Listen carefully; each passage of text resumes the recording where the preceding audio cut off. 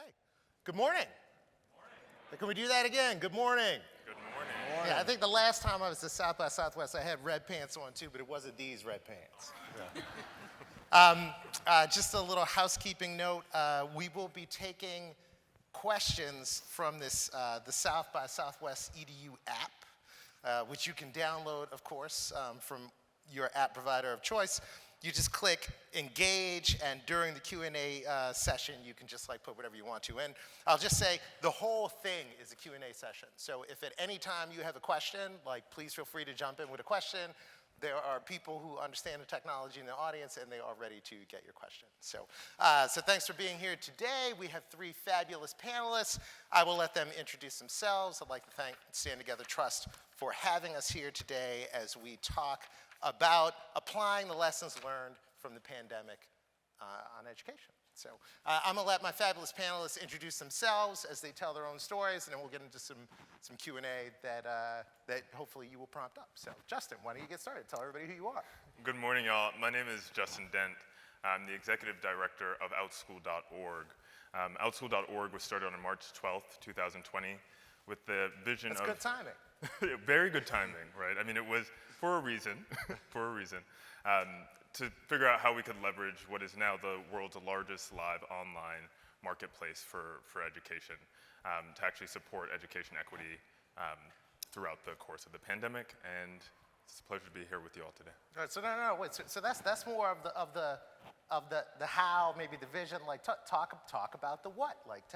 Let's say somebody in here is interested in outschooling right now. What would they do and what would they find there? Yeah, so I mean, the idea is that anyone in this room can go on and teach on Outschool, right? So we try to empower educators to teach on the subjects that they love, so that kids can learn what they love and what they want to learn. So we try to break down kind of barriers in traditional education, such that other kids can take classes all across with learners across the world on any topic. So we have classes that look at feminism through the lens of Marvel Comics. Our most popular class is one on farts and the science of farts. So really, if you name it, we probably have a class on it. And I often wonder where it was when I was a kid, because you can really learn anything that you want on there in the kind of container of care that educators are so good at providing. And you don't need to be a credentialed teacher in order to teach on Outschool, but we do ask that you have kind of expertise in a particular subject and look to make sure that you have that and are qualified to teach on a subject. So following up on the scatological comment of the popularity of the fart class, we have a question from the audience. Are you familiar with the open air school movement that was in response to the tuberculosis pandemic? Why wasn't something like that instituted for COVID? I'll give it to the group, or Andy, if you want to jump in on it too. Go ahead. There were some outdoor schools. There's a school near Charlottesville, Virginia that had sort of was an idea, and then people opened a school. They decided to expedite it with everything that's happened with COVID. And there's I'm aware of a summer camp near Harrisonburg, Virginia, that started doing in the fall of 2020 outdoor classes. So there was certainly some of this. I guess Outschool, and particularly if you're taking the class you were talking about, you'd probably want to do that in open air environment. And in Detroit, we had a couple of programs that initiated a program where the children could come outside. They blocked off the city streets, and they set up warming stations, even when it was kind of temperatures like right now.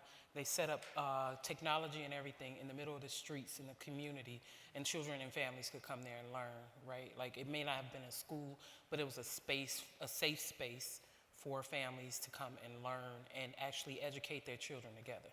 Yeah, we had something similar. I'm from Harlem, and we had something similar with the New York City Safe Streets program, where a lot of the communities would families would come out of their homes and run entire education-based programs on the street. I mean, so we had science fairs, we had all kinds of educators and experts come and teach kids just outside of the traditional school system, but really community-led and based education using that program. So Justin, this is, Outschool. I can remember where I was on March 13th, I think is what it was. I was in Georgia. I had just given March 13th, 2020, I was in Georgia. I had just given a speech, and a New York Times reporter was trolling me online for not being at home. And then New York City Public Schools closed down the following Monday. So I remember the day very well. I'm sure most of the people in here remember very well. You start seeing your kids all the time.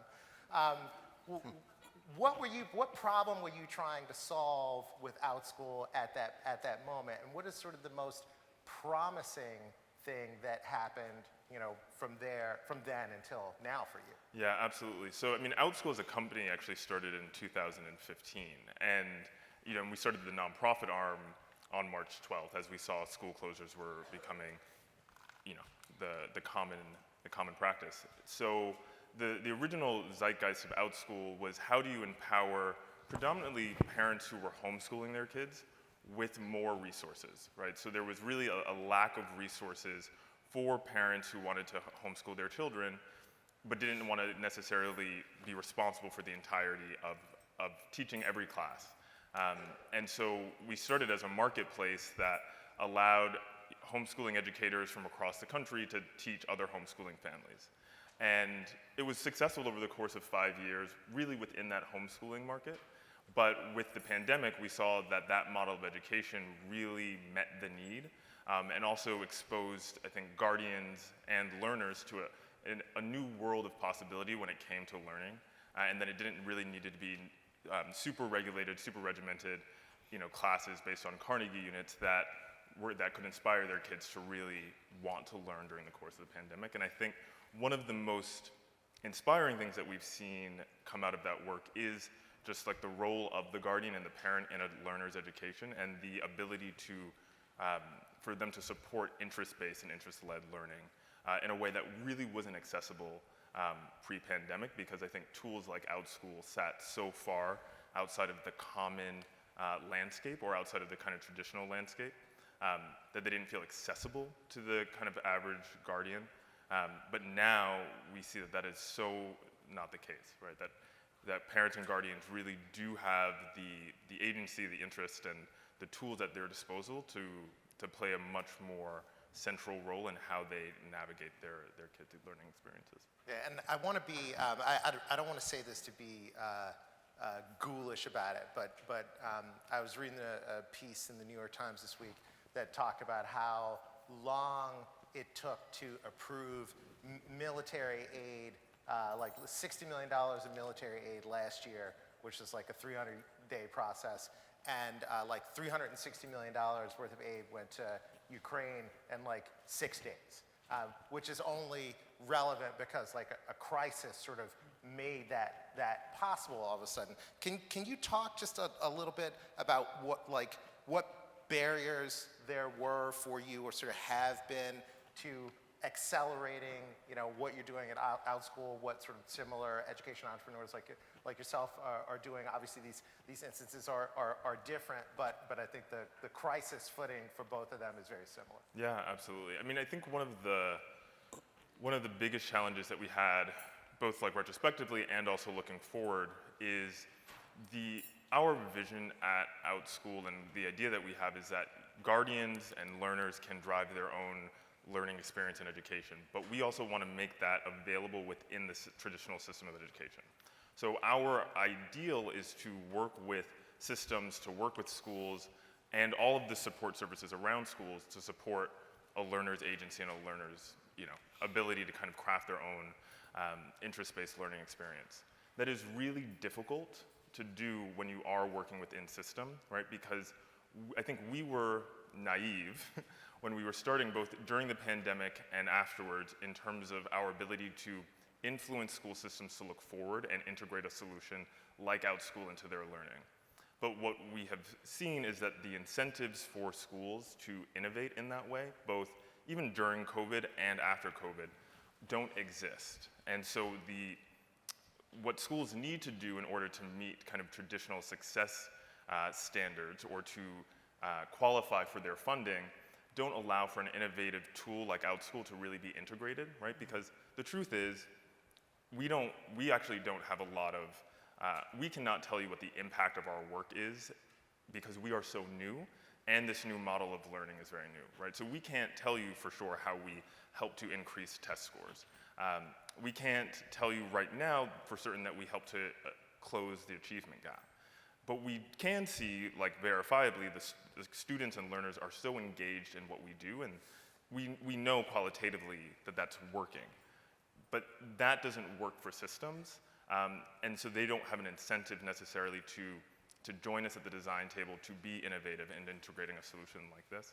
And that's something that we see with content providers and similar marketplace solutions like Reconstruction that we work with across the country. And so I think moving forward, that's, we have changed, particularly at outschool.org, our lens on the extent to which we want to or can work within systems to create change. And so we now really focus a lot more on how do we work with homeschooling co-ops? How do we work with parent-led, guardian-led, and community-led initiatives that are much closer to the parents, much closer to guardians, and much closer to learners than even school systems are? Because I think there's so much policy in between educators and school systems and actual learners and guardians that there's not really an incentive to be as innovative as you would hope. So I'm going to give a question to the group, and then Bernita, you will introduce yourself to the group. The chat is popping, which is nice. Francis says, it seems like most K-12 districts went back to school instead of forward to school last fall. Did we miss a critical moment to implement lessons learned en masse? Everybody? Yeah, I think we do, right? Just like he was just saying, it's hard to show growth in a space that's so unique, right? One of the things that I like is the fact that I can see it in the children that we serve. When our children engage with Outschool, right? And we see them go from learners who felt like learning was pulling teeth, like being in institutions that were not suiting or serving them was like children coming home miserable at the end of the day, to children on a Sunday morning sitting up with an Outschool lesson or sitting up with a lesson that their parents created and saying, Mom, look what I learned, or let's do this together, right? Like, and parents are like, okay, hold on, baby, let me cook. Like, oh, can I cook with you? Because I learned this on this, like, that's growth. That's real growth. That's tangible growth. People who look for data to show growth, they need to understand that there's more than just that number. There are stories behind those numbers. And that's the only way we'll get to the real meat of why institutions and programs that have already existed have missed the mark, right? They've missed the mark when they have not looked at those type of stories. So anyway, I'm Bernita Bradley. I am a mom. Look at that segue. I'm a mom. I pay everybody to clap like that. I dish them all out. So I'm a mom of two, 29-year-old son, a grandson, and this 18-year-old daughter of mine who ever since she came into the world, I was like, you gonna be my problem child. And what it is, she's helping me solve problems, right? Like she really has. And I was described as the parent who took angry and made it a profession in the city of Detroit by Detroit Public Television. I'm proud about being that parent because anybody that hurts children, I'm mad at you. And I really don't believe that you need to even be in a profession.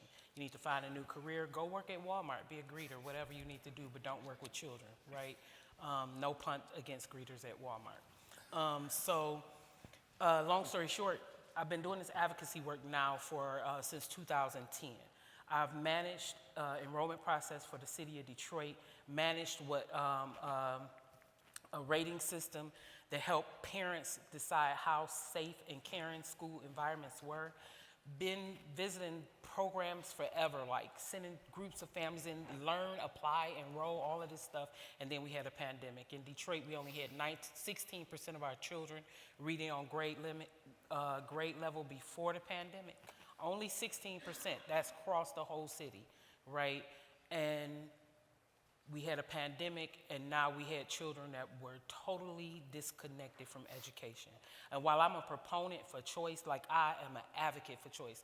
If a mom or dad want their child to be in whatever school, I am like, learn, apply, enroll. Make sure it's something your kid need. Have a conversation with your child, enroll, and make sure while you're there, you kick ass and you make change for them, right? Like, not just for your child, but for other kids, right? But excuse my French if there's anybody offended. And so, long story short, the pandemic showed just how marginalized our kids were. When I live 3 blocks from the richest community in the state of Michigan, and our children were at home for 4 months without technology, without teachers showing up online, without any support, and all they were telling us was, give us time. Like, be gracious. It's a pandemic. We've never been through this. Like, so we have to, right? Like y'all the only ones going through this, right? And parents were disconnected.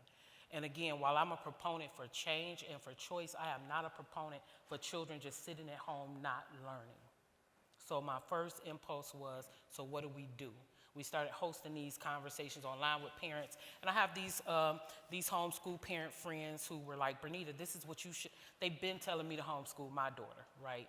And I was like, nope, yep. My daughter came to me in 5th grade, was like, Ma, I want you to homeschool me.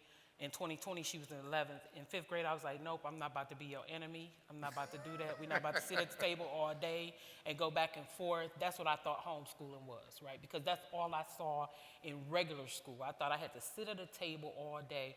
And then when the pandemic came, my daughter, in the process of me working with these other families, my daughter came and was like, yeah, if my 12th grade year is like this, I'm gonna drop out. And I was like, ooh, no, you won't. That's not gonna happen, right? She's like, no, I'm gonna get my GED. And this is a child who loves education. She is literally the child who brings the apple to school to the teachers for real, in real life. Every holiday, she's got a Valentine. I'm like, you didn't even like that teacher. Why are you taking her a Valentine? And she's like, but she's still my teacher, right? Like, she loves learning. She respects the field. But she was like, they're disconnected from me, so I am done with them. And I was like, no, I would not do this to you, and I won't allow it. So what do we need to do? She said, well, homeschool me. I was like, okay, well, what do we need to do to homeschool you and make sure these other families have what they need? So we decided to get coaches for parents. Kids have always had coaches. They've had coaches for volleyball, basketball, cheerleading, everything. Parents are the only ones who don't know how to get coached through this education journey, right? And so we have these wonderful coaches coaching families through what homeschooling looks like. And I was coached the first season, right? Like, to help this 12th grader who's ingenious actually get her life together. But really, it turned out me getting my life together, right? Like, me having a new perspective about homeschooling and that journey and helping families connect to things like Outschool. We had so many of our children use Outschool that it was like, again, watching these kids go from like exhausted about learning to seeing a brilliance, it's like a flashlight come on in their eyes when they sitting there and they're like, Mom, like, oh, I learned this on this class. Oh, this teacher said online, this, or I learned this by exploring, right? Like, expanding their learning and their knowledge. And so now today, we started out with a pilot of like 12 families. Now we have... Wait, don't skip over the hard part. Okay. So you're sitting around and you're like, oh, why don't we start a pilot with 12? What happens in that little space right there? Yeah, so that in that space, it was ironic because we didn't have any criteria. You just had to live in the city of Detroit and preferably be black, but we did not make it just for black families and underserved communities, right? The families came in, and some of the lessons were just families having like these aha moments of, it is okay to let my child learn in a new way. It is okay to design learning with my child and with my family in the room, right? We were funded by VELA to really just deep dive in conversations with families about what learning in their own homes look like. Now, on the other hand, we had these institutions who were telling us, well, you guys don't know what education is like. Teachers go through all these years of blah, blah, blah, and you don't know. How don't I know what my child needs? And I'm their first learner, right? Like, I've been in their house all their life. How don't I know? And what I don't know, I'm gonna learn with them. And so that's what families started doing. They started learning with their child. So it became a two-way street. And we connected to community partners across the city. So in the education realm that I work in, I've had so many relationships built, and I've worked for so many programs. I started going to some of those programs who were partnering with schools and saying, DCAN, Detroit College Access Network. I used to work for them, and I was like, okay, so I need this college access support for our young people. Michigan State School of Music. I need this class for our young people. I need this, I need that. Oh, they're homeschool. Oh, well, we normally don't. Well, you're going to work with homeschool kids. How about this? Let's try this out right now, right? And they were like, okay, of course, Bernita, like anything you need. And those programs have come back to us and been like, wow, do you have more groups doing it? Wow, we never realized like this partnership could exist. And that's the wonderful thing about seeing it, right? And so, long story short, now we have approximately about 44 families and almost 100 children that we're working with. And we've supported families also outside of Detroit in Maryland, as well as in Illinois, to even understand what homeschooling look like. We want them to learn what your rights are, what policies are existing to protect you, and what policies should exist. And we ask families to pay it forward. What you learn in our network, you do not have a right to just use it in your household. If you see a mom and you're at work and she's talking about she want to homeschool, I need you to know what we taught you so that you can go and tell this mom or this dad so that they can do it too. So you talked a little bit about the learner's journey, right, through this period of disruption, right?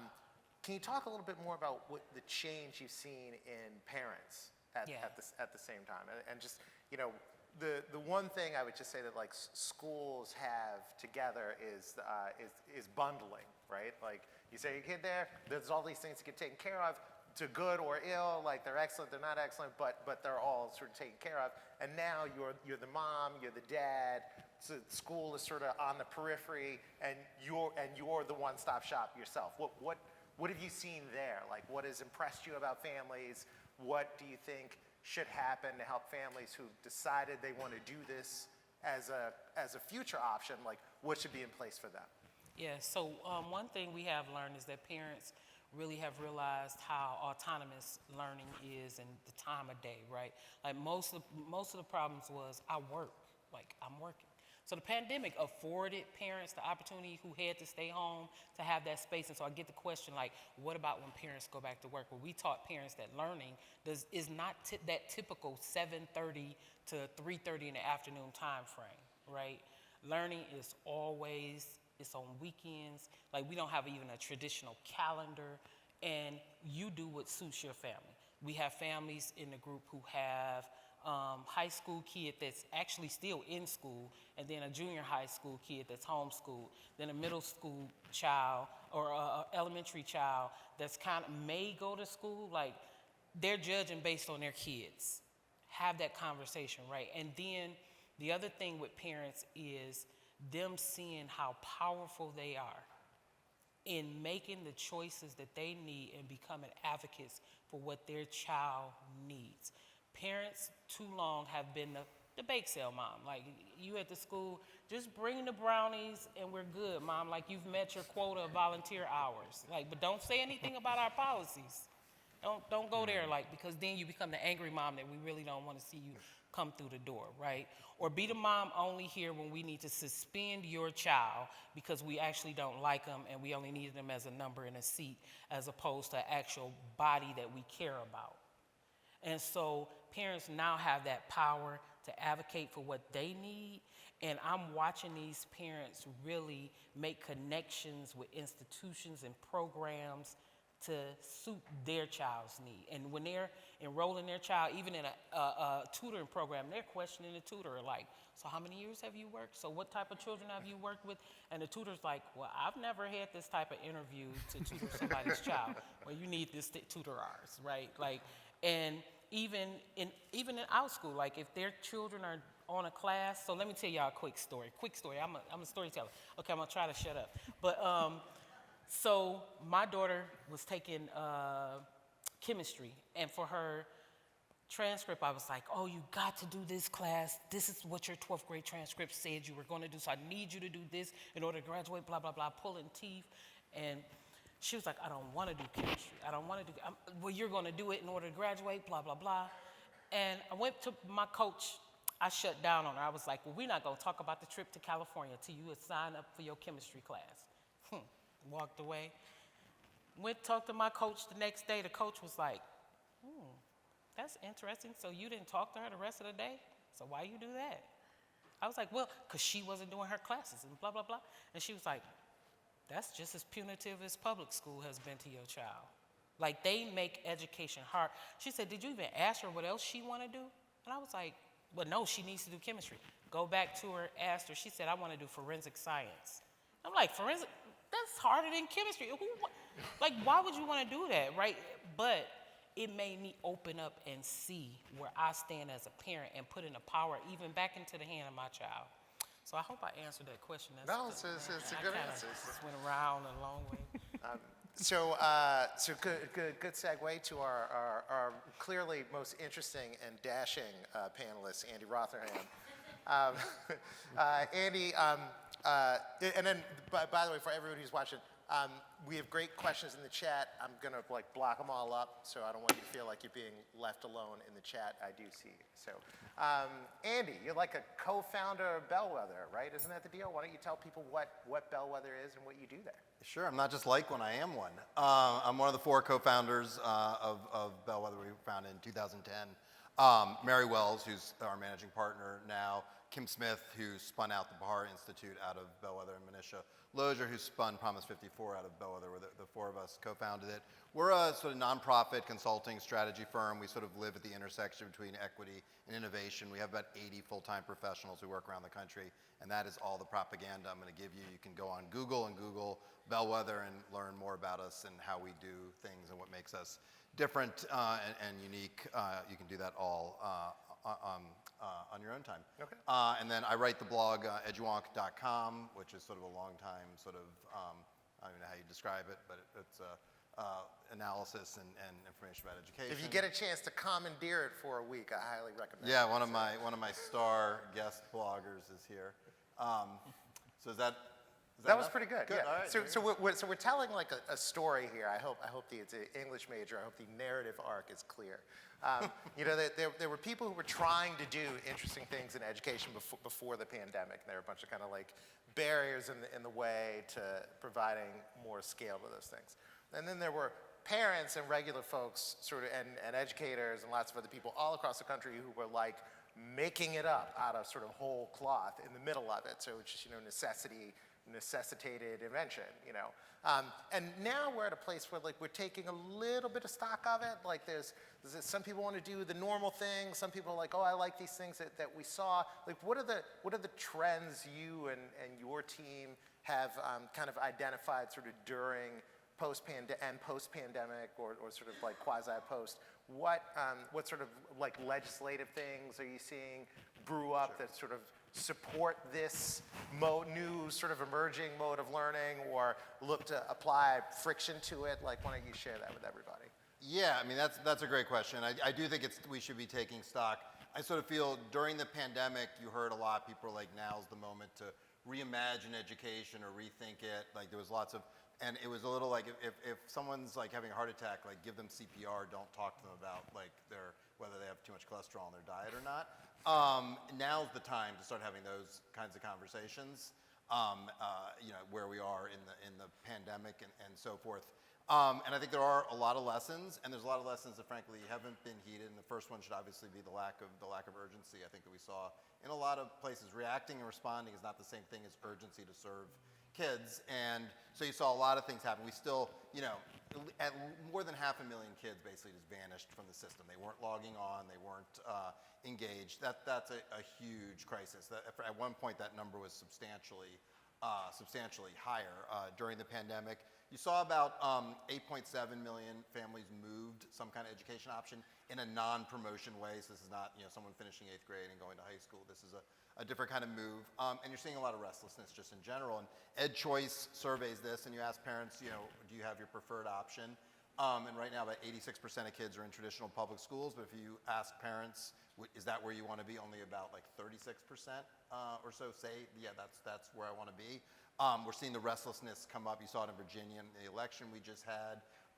It's unfortunately manifesting itself in some ways through sort of culture war stuff rather than like straight up education stuff. But I think the big trend is restlessness among parents. They're frustrated. Parents who saw new options did new things, whether that's, you know, Outschool and stuff like that, or parents who potted homeschooling. You know, 3% of parents are homeschooling right now, but if you ask parents, about 10% say they'd like to. but they need the supports and so forth, there's just an intense degree of restlessness. So if I had to like sum it up, that would be, but that is going to go away over time, right, Derrell? And so now's the moment as we start to think about this stuff, like if you want to capture that energy, you know, as life gets back to quote unquote normal, that energy will dissipate. That always happens in politics. Now's the time to kind of harness that. And so what are we seeing? There's a couple of different things. One, people are starting to want to sort of re-regulate things, and we need to fight that off. And in fact, Say more about that. sure, there's a big push. So you saw like here, a good example during the pandemic, you saw states try to restrict teacher certification around online education because there was a lot of parents who were going to online, either because that allowed them different lifestyle choices during the pandemic in terms of where they wanted to be, or just because it was more predictable with public schools. It was unclear when they were going to open, if they were going to open, and this kind of stuff. And so there's obviously a push for teachers, and you saw regulatory efforts to like bottle up, make it harder to credential teachers for that. We should be making, obviously, and I'd really be interested in Justin talking about, there was a question of how do you assess expertise. Within bounds of obviously assessing expertise for teachers, like how do you get more people teach online to have those kinds of options? There's efforts to sort of bottle that up. You're seeing the same fights on choice. A lot of places expanded choice during the pandemic. That same fight is sort of coming up. Pushes on transparency. A big thing we're seeing is just an enormous pushback on transparency about learning. And you're hearing a lot of conversations now in school. You're even seeing this in like professional development that's happening in schools to sort of downplay the importance of like test scores and so forth, and encourage teachers to be like, oh, you know, don't worry that your kid's not reading at grade level and so forth. Like think of all the other stuff they learned during the pandemic. You know, that's ridiculous. I mean, yes, kids learn different things during the pandemic. We should honor that, but like reading is like pretty fundamental to schooling. I think that was a commercial too. Yeah, exactly. Good commercial. And there's an effort to sort of minimize that. And so you're starting to see a lot of pushes, and we had to waive a lot of assessment appropriately. It would have been absurd in spring of 2020 to be giving standardized assessments, but there's a push to like now use that instead of a temporary waive, make that permanent. And that lack of transparency, if you're interested in sort of parents and helping parents navigate the system and empowering parents, we need that transparency. People need to know what's going on.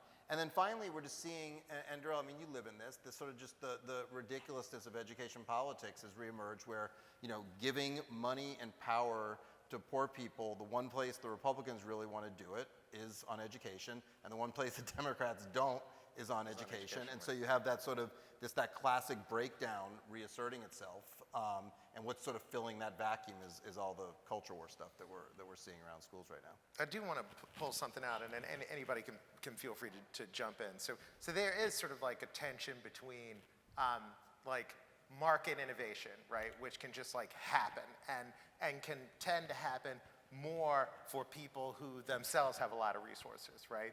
And availability, right? Maybe that's a safe word for equity, right? So that everybody can have a piece of whatever the new kind of innovation is. And certainly, like one of the things that we saw at the very front end of the pandemic was the sort of richest people. They potted up first.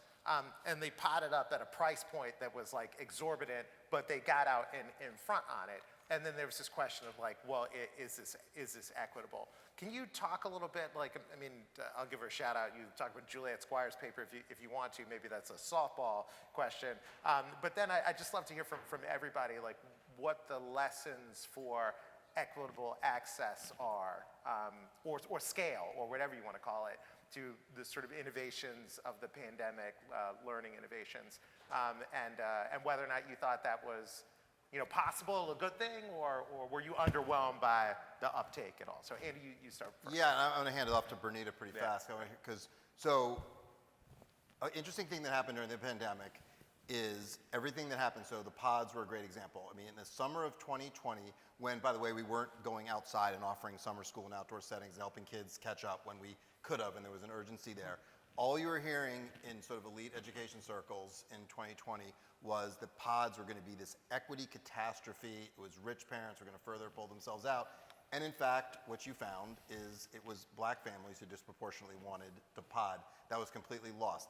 Homeschooling, the same thing. Like the caricature of like who the homeschooler is And there's lots of African American families in this country who are homeschooling, want to. It's a really fast growing part of that market. There's like this enormous disconnect between sort of what you're reading in the big papers, what everybody's fretting about at the big conferences, and what's actually happening in communities. There's a huge disconnect. So I say that, but I want to hand off because I think obviously we need in policy. We got to allow kids to start to get these credentials, figure out ways that you can take stuff from Outschool and apply that to school, start to unbundle, and this is where you're going, start to unbundle the system more, make it more a la carte, and we're fighting that. We can talk about, there was just a piece of legislation called a Tebow bill about sports in Virginia. Sure. We can talk about that if you want. Like, we're going the wrong way on sort of better integrating and making the system flexible. But I think part of that is the elite discourse is just wildly disconnected from what's actually happening in communities and from what parents actually want. Bernita? Yeah, I'll say, so it's so ironic that there's never been a problem with people doing something until you see marginalized communities and black families doing it, right? When more affluent families were homeschooling, it was genius. It was ingenious. Like moms were celebrated, dads were celebrated for homeschooling and all this. Now that black families that it has raised, right? It's a threat to public and charter schools and choice or whatever it might be. That in and of itself is straight racist. Bottom line, call a spade, right? Putting money into the hands of people who are making things happen is the only way that our young people are going to survive this pandemic and systemic failure for decades. We've shown that putting money into schools, like our government handed down all these billions of dollars to districts, and there's no accountability with it. There's nowhere that people are going to prove that children are going to be better off for that money, right? So it's kind of like putting, okay, so people are saying they're reinventing or reimagining education in public schools or by giving them more money, but they're doing nothing new. They're doing nothing inventive. And they're expecting children, they want the norm. They're saying it clear and simple. Come back to school, sit back in a seat, sit here and just be studious. And if you're not catching up, right, there's something wrong with you as a child. There's something wrong with you, not our systems, because we've changed nothing during the pandemic. We watched 20 months of the pandemic go past, and children today, as Easter break is about to happen, children are going to go home with no technology. Why is that 2 years later that we are back at round one and then parents are asked to be gracious and be patient with us? That is not fair to our children. Our systems and our government is no better off than the education we provide for our most marginalized students. It will never be. And if we are not preparing them for the future, then we are doing a deficit. This is why more innovation is needed. Like the VELA grants, the other partners that are giving out money to quote unquote pods, right? Because people are seeing the flaws. People are seeing it, and when you see children thrive, my daughter cried when she got her acceptance letter to Wayne State University. I videotaped it. I didn't realize that she was gonna cry. I just wanted it to be a beautiful moment we captured, right? My baby sat there and cried. I said, wait a minute, hold on, wait a minute. What emotions are you feeling right now? Like, what's going, it wasn't a regular cry. She said, you know, before the pandemic, before you homeschooled me, she had planned to do a gap year. She said, the only reason why I planned on doing a gap year because I thought I would never get in college. My daughter has been in some of the best schools. Like, I'm one of those parents, like, people want my daughter in their school because they feel like if Bernita Bradley's daughter is there, then other people will like my school, right? Like, not knowing that we still gonna call you out when you're wrong. And so my daughter sat there, and because she homeschooled, because she had resources like Outschool, because she had these partnerships that we built, because we had coaches to help me understand this process better, my daughter celebrated getting into college without a transcript by telling her story and testing into a university that actually in the city, heart of our city, that hardly accepted black kids. So that's the story. That's why money needs to be funded in a different way. And I challenge like any funders in here, right? Like to go back to the drawing table and realize that you need to rethink how you are funding boots on the ground work. That's what we're called, boots on the ground, right? And like take the fancy PowerPoints off the screens of presentations and talk to people. Talk to parents. Talk to the people that are being impacted by the work. So do Andy and then Justin. Good.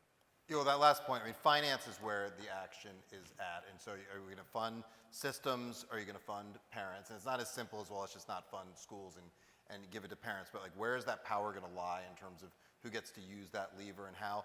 That's the debate. And it's a fascinating thing, I think, Derrell, that we should step back on, that sort of, you know, in 2020, post-George Floyd, the reckoning that is ostensibly happening in this country and so forth, that people are not asking fundamental questions about education. In fact, they're retreating into, let's keep our, you know, same suburban boundary lines with like little understanding of sort of the historical reasons for those. Let's keep our school finance systems, which are in many cases still wildly inequitable. And layered right on how top of that. Yeah, exactly, how money, and all of that is sort of off the table at, you know, in the very communities where there's going to be, you know, a BLM sign on every other lawn. And I think that for this community, sort of a lesson learned is these politics are not sort of self-actualizing. We've got to figure out ways to drive and force that conversation, or things aren't going to change. And the finance is sort of the sort of plumbing or foundation that undergirds all of this. Yeah, my friend Janine Caffrey says you should run for office. Just throwing that out there. Justin. Yeah, I mean, I think we really have to challenge our expectations on what the system will ever provide, right? I think, you know, Outschool was in a position where, as an innovative company and someone who had an innovative solution, I think when we first went into this work, we made an expectation that we would have certain resourcing met kind of on behalf of the system, technology devices being one of them. But when you look at the fact that we are 2 years into this and kids are still being sent home without devices, that meant that we then had to step up in our work and what we were providing and not just look at it as the innovative tool, but the infrastructure required around the tool to make sure that it can actually be put to use. And if we had not done that, we would be existing in a situation where we certainly provided access, but that access wouldn't have been meaningful. And I think one of the things that we have also learned is that even for innovators within the field, right, and particularly when I think this is important when talking about technology, we have to be really critical about who those technologies and who those innovations were built for. Because I think to your point, right, innovation is often built for those who can afford it, right? And so that means that the platforms are built for people who have disposable income, who assumably have a high degree of digital fluency and digital literacy, and have choice or have background in kind of navigating that environment. For Outschool.org, those are not the types of learners and guardians that we tend to work on behalf of.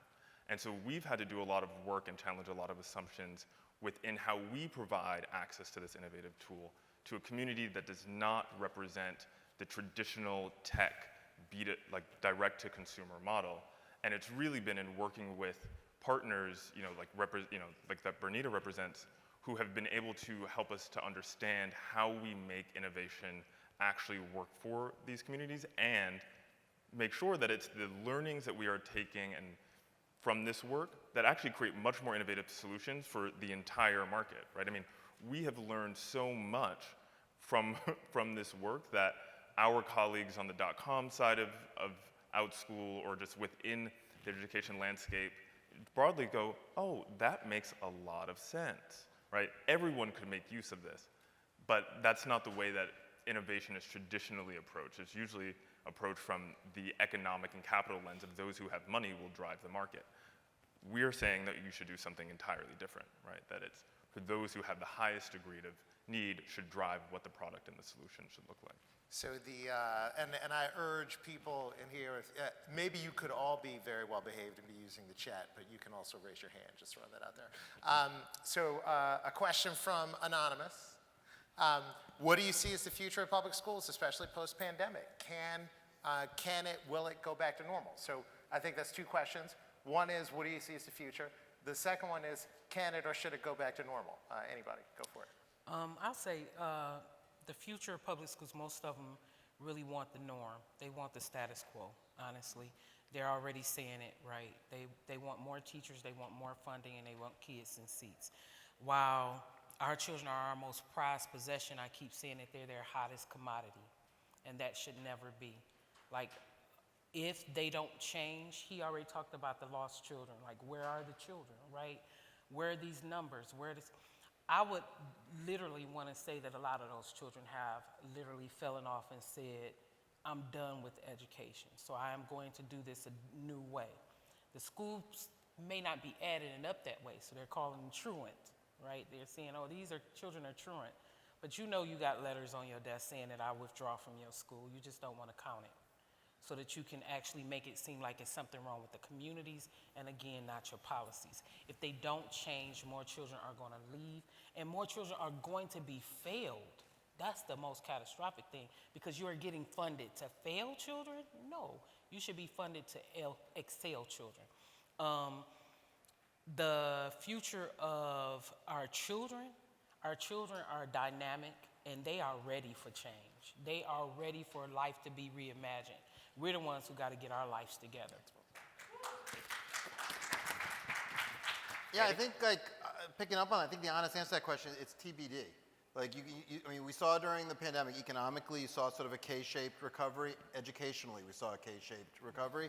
And you can certainly see where we go back to normal and you're seeing a hollowing out of public schools, and you sort of have lots of schools, lots of communities that are ostensibly public, but because of residential boundaries and housing prices, they're essentially public privates. And so you continue to see that split, with the affluent sort of availing themselves of those options and the poor getting less and less. And I think on it, there's whole things to talk about there with technology, and so education quality becomes less and less in low-income communities. You can certainly see that path. There's another path where we say, if we're actually serious in this country about structural inequality, as we say we are, then you've got one of the key drivers of it. It's not the only driver, but one of the key drivers of it is the way we allocate educational opportunity. And then we need to take that on. You got to figure out, how do you empower parents and so forth. And people can disagree about various choice options and all that. It's not, but how do you give parents much more leverage than they have now? And there was a question, somebody said, well, parents are restless, why aren't they leaving? I mean, why aren't they leaving? Like, go to like New York City. You've got parents all over the place on waiting lists for charter schools, and you can't open new ones because they're capped. Your state, Derrell, which I hate to. I just lived there. Okay, I hate to be derisive of the Garden State, but like, you guys are now basically allowing communities to get new charter schools, whether or not like local politicians think that's okay. That's what we do in Virginia too. I'll pick on my state. We basically, local school districts get to decide if they're going to have any competitive options, which is like, asking McDonald's to sign off on whether or not Five Guys can open. It just doesn't make any sense. And so, parents can't just be like, oh, I don't like this, I'm going to like go to some, private school, or I'm going to move to a different neighborhood. That's not the way people actually live their lives. And so that's why that's why you see this intense bottled up demand. And you would think that the system would look and say, wow, if like, we have 85% market share, but only, in the 30s if people had their choice. I mean, I think there's some play in those numbers. I don't think it's that absolute. But somewhere in there, you would say, wow, we should probably get serious about what we're doing. But because it's such a political system, it reacts politically. And so the people want to change it need to engage much more politically than they have. I would say we've also cushioned the blow of any of these choices. If they were meant to send a message, DC sent $190 billion to school districts basically to blunt the message, is another thing worth. They have more money than they can spend, and yet, I mean, quite literally more money than they can spend, and yet we still hear that the problem is that the problem is funding, which should tell a reasonable person sort of what the game is here. Right. So I think there were like eight Outschool questions on here. So can we just like bundle them all up into one question and be like, so what are you going to do next? Maybe how you do what you do. Yeah, I mean, I think the way that we do what we do better is by working with more of the Bernitas of the world and more organizations who are really close to guardians and really close to learners. Because I think we are working with school districts, we are in the classroom, we are supporting very traditional in-system learning pathways, because we believe that those are still important. We are trying to do our best to push innovation both within the system and out of the system. But what we have seen is that it's the closer that we get to the boots on the ground the more we actually learn about how it is to best support learners and their passions.